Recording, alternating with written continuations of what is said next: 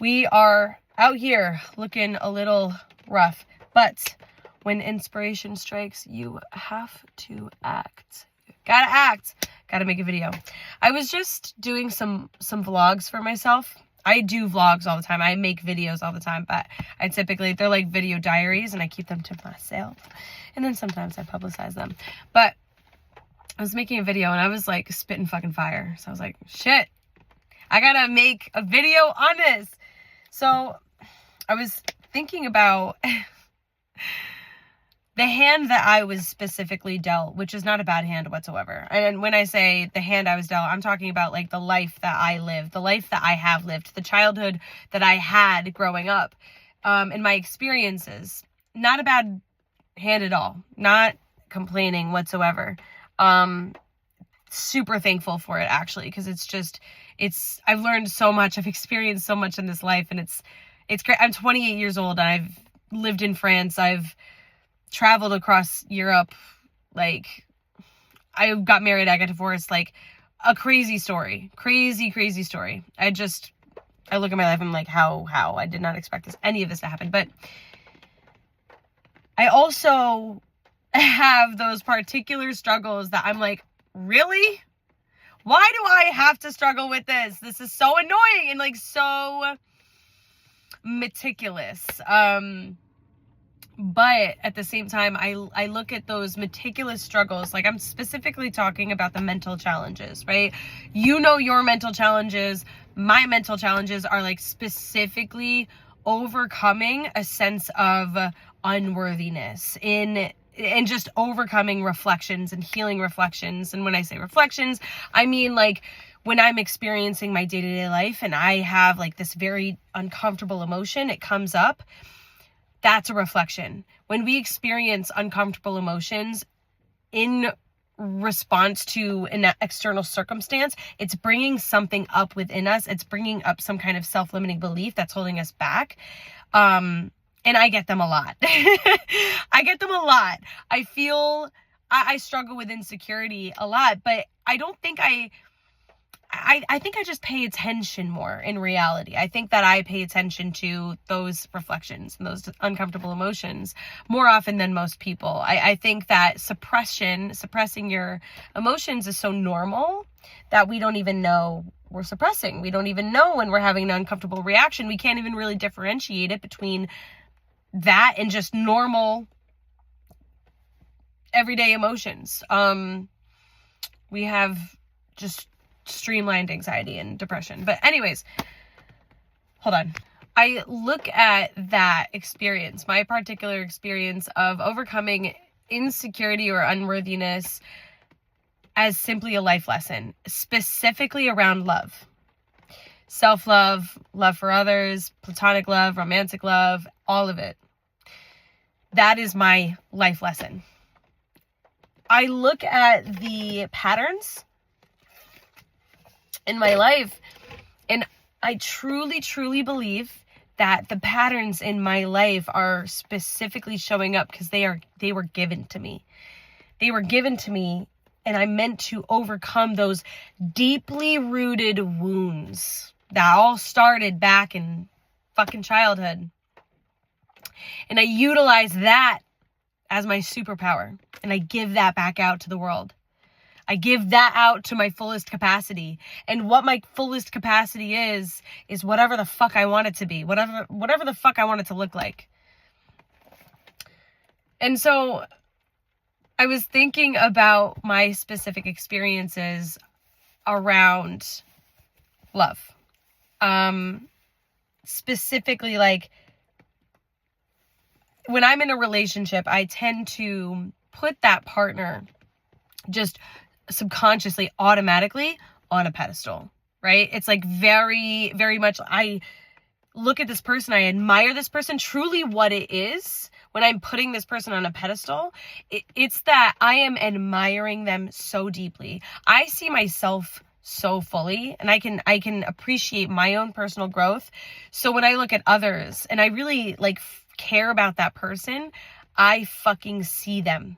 I see them. I see everything that they have done to get to the point that they're at right now. I've seen all the growth. I see all of their hard work, and I admire them. And for me, like, I've really done so much work since my divorce in terms of falling in love with myself and really discovering who I am authentically. Like, who the fuck am I beyond all of the conditioned beliefs that I've acquired from society, from family, from partners, from friends, from whatever.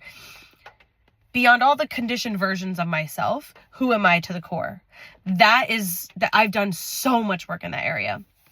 And so when I look at other people, I like to see their authentic qualities. What's their authentic makeup? What's their soul makeup? What are their authentic qualities? What makes them them? What makes them tick? What makes them excited? What makes them sad? What are the ways in which their mind and body works? Like, I truly, truly admire, and it comes from a place of love. And I truly think that that is how we're meant to live.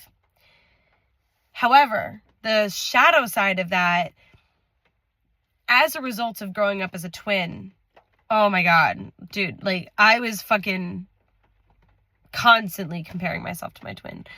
Growing up, it was, my sister was like it. She was it. She was smarter, prettier, cooler, funnier, like all of the things, right? And I don't believe that anymore, thank God. But growing up, like, that was my mindset. Like, she was it. And what I did was, I took it personally. I took it as a reflection of myself. I took it as, well, if she's all of these things, then what am I? I'm nothing. Like, anything I was into, anything I liked, anything that I did, whether it was to my appearance or anything that I was like interested in, I was considered weird. Like, I was just different.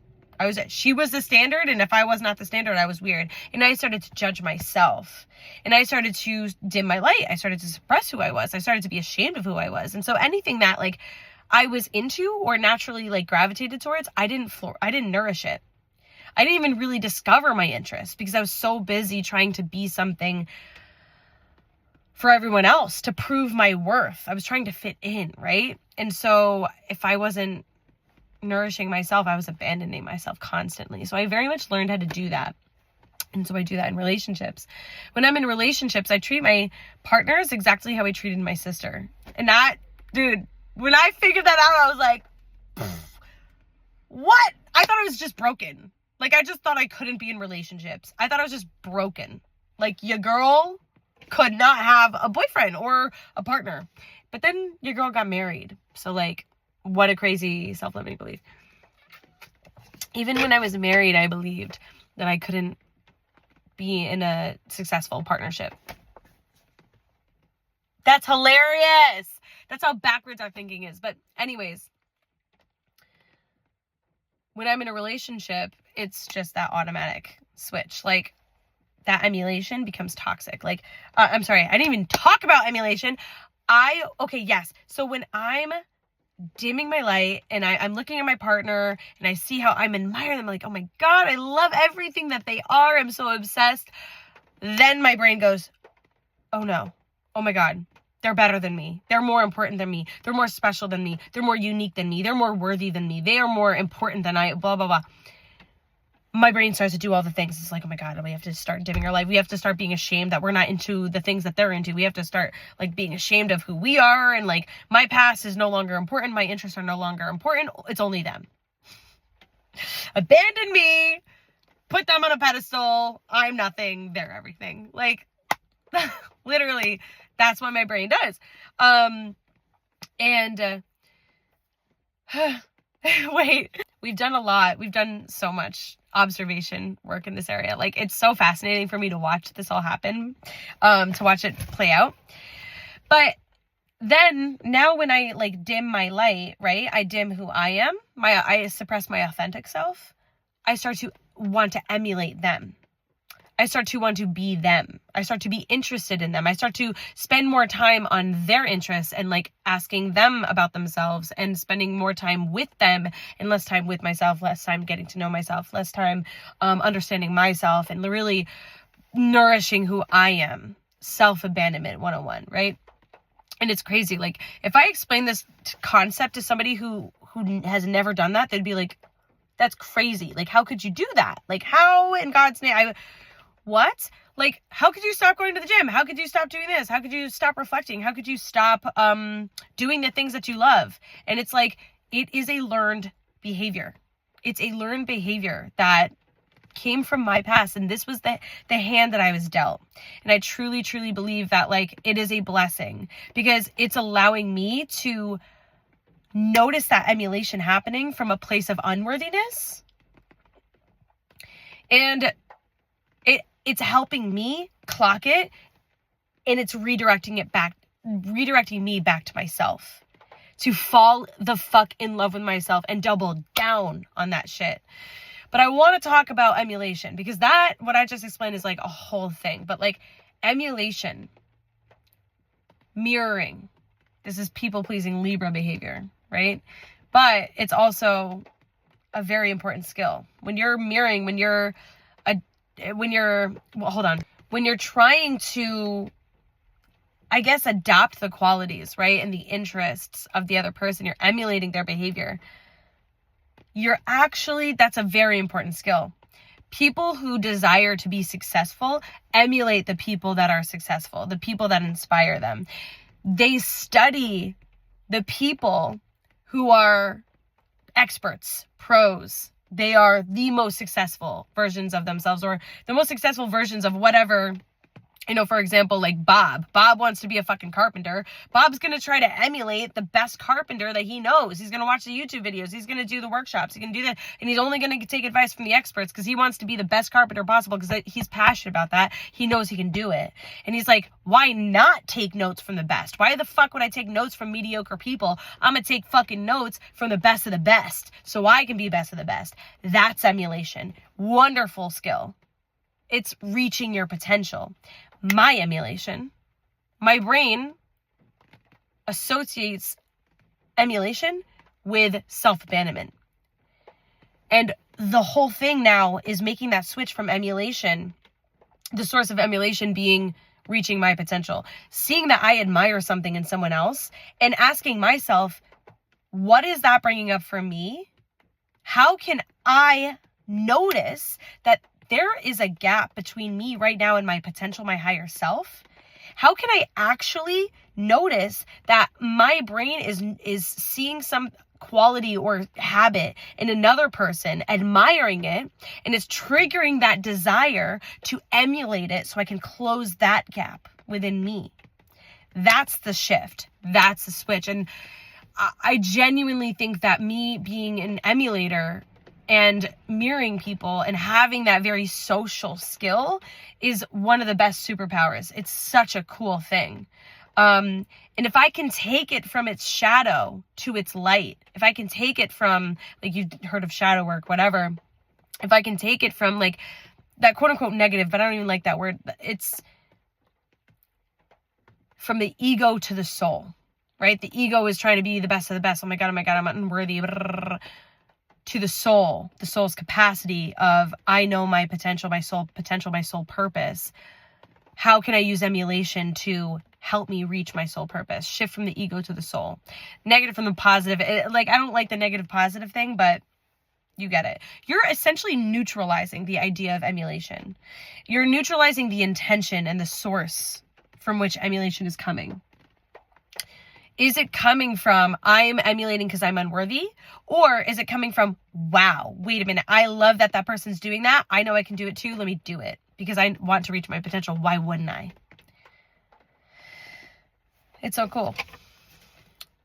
And that's why I'm proud of my ability to emulate. So anytime, really, like, what my brain does when I start to put somebody on a pedestal and I'm like, oh my God, I'm comparing, I'm doing this, I'm doing that, I'm dimming my light. I become ashamed of that. But you cannot shame yourself out of a habit. You cannot shame yourself out of a neural pathway. You cannot shame yourself out of a pattern in your life. You cannot shame yourself out of a limiting belief. You have to neutralize that shit. You have to understand that if this is a pattern that's coming up, it's secretly a good thing. It's secretly a life lesson. And it's secretly one of the most beautiful things about me. You have to neutralize it. My emulation, my comparison, my self-shame, my self-abandonment, It's all interconnected, and it's coming from something very, very distinguishable about me that has to do with my life lesson, my life trajectory, and my life purpose.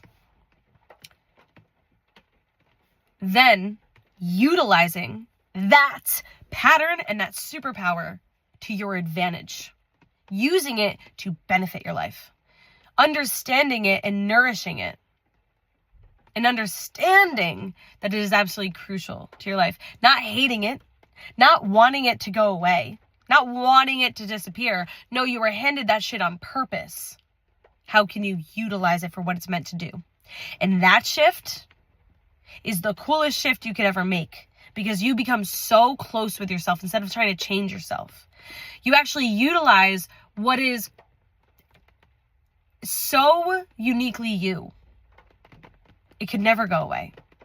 And the more that you try to resist that superpower, whoo, the louder it fucking gets, bro. The louder it gets. But I was saying something. It was like, oh yeah, I used to get ashamed. I used to get ashamed of that emulation, that comparison, the self-abandonment. Anytime I saw that pattern come up, I'm like, I'm doing it again. But now the shift is anytime that emulation comes up and I start to see that dimming happen, what I absolutely have to do in order to make that new neural pathway, in order to make that new association between emulation and highest potential, instead of like unworthiness, but worthiness and highest potential, in order to make that new neural pathway, anytime I see that dimming of the light, that pattern of self-abandonment come up, I have to clock it and be like, oh my God, I'm emulating. I'm doing that thing. I'm using my superpower. Something's coming up that's helping me reach my highest potential, that's helping me emulate and take a quality from someone else, that's triggering something within me, and using that to close a gap. And the beautiful part is when you neutralize emulation like that, and you don't make it mean something about you, you don't make it mean if I don't make it mean a bad thing about myself, like, oh my God, emulation, comparing, I hate it. When you neutralize it and you just say, wow, wait, this is a superpower. This is really cool that I can do this. I see the positives and negatives. I see the pros and cons of it. You can decide when to use it or not. You can notice that it's actually not a bad thing. So you're not emotionally triggered by it, and you don't go into a fucking spiral where it starts to that emotional, that the heavy emotions associated with the conscious brain realizing that you're emulating, those emotions, that emotional reaction can take over and cause you to act a certain way and start to dim your light. But when you realize all of that's coming up and you realize that emulation is actually not a bad thing, you kind of cut off all of the emotional reactivity and you stop the process of those emotions taking over and making you act out that script of, I need to dim my light, I need to suppress myself and my emotions, and I need to put this person on a pedestal. You interrupt that process. And then, because you've neutralized emulation, and then you can decide whether or not you actually want to emulate a quality. Because again, like, you don't have to. You don't have to emulate every fucking quality that gets triggered within you, because like a lot of it too could be insecurity around who you are. You could just remind yourself, like, I am important. So whatever I'm seeing in this person is just a reminder that anyways, you can choose to emulate a quality when you do the work and figure out what it's triggering within you to close like the potential gap. Or you can say, I just admire that quality about that person. I'm just going to sit here and admire it, and I'm going to let myself admire it. I'm going to like love the fact that I'm admiring it, because that's so cool. I love that I can see something in somebody that maybe they don't even see themselves. Maybe they haven't even recognized that within themselves. And maybe this is an opportunity for me to actually speak up and let them know that this is a thing that they do, and it makes them amazing and unique and authentic. And it makes them magnetic and attractive and beautiful and wonderful. What a cool quality emulation is.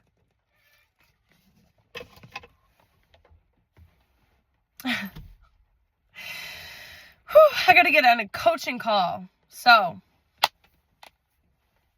have a wonderful day.